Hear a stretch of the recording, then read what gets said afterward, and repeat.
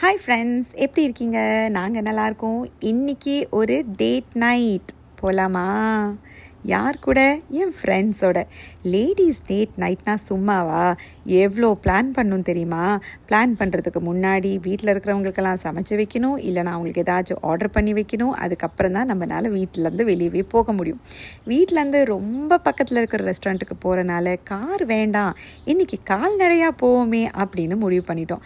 நானும் எங்கள் 4 ஃப்ரெண்ட்ஸும் இருக்கிற அழகான குர்தாஸ் எல்லாம் எடுத்து மாட்டிட்டு கம்ஃபர்டபுளான ஷூ போட்டுட்டு 5 நிமிஷம் தாங்க நடந்து அரட்டை அடிச்சுக்கிட்டே வந்து சேர்ந்துட்டோம்.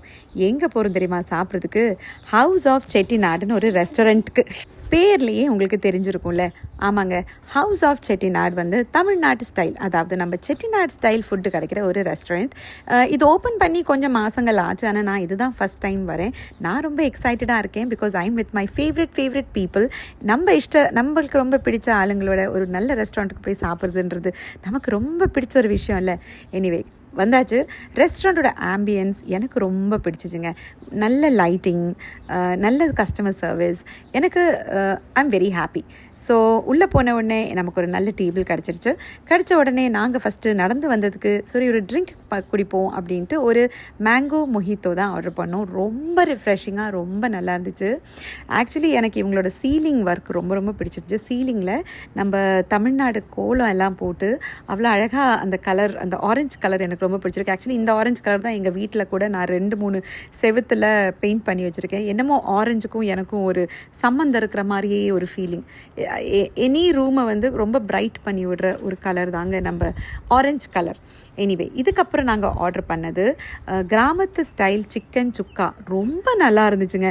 இது வரைக்கும் இவ்வளோ நல்லா சிக்கன் சுக்கா எங்கேயாச்சும் சாப்பிட்ருப்பேனான்னு கேட்டால் இல்லைன்னு தான் நான் சொல்லுவேன். அதனால் யாராச்சும் லியாண்டரில் இருக்கீங்க, ஆஸ்டினுக்கு வரீங்கன்னா கண்டிப்பாக ஹவுஸ் ஆஃப் செட்டிநாடுலேருந்து இதை நீங்கள் ட்ரை பண்ணுங்கள். அதுக்கு அடுத்தது நாங்கள் ஆர்டர் பண்ணது 2 கைண்ட் ஆஃப் பிரியாணி. ஒன்று வந்து பாய் கடை பிரியாணி, இன்னொன்று வந்து எனக்கு அதோட பேர்த்தில் கம்பம்பட்டி பிரியாணி.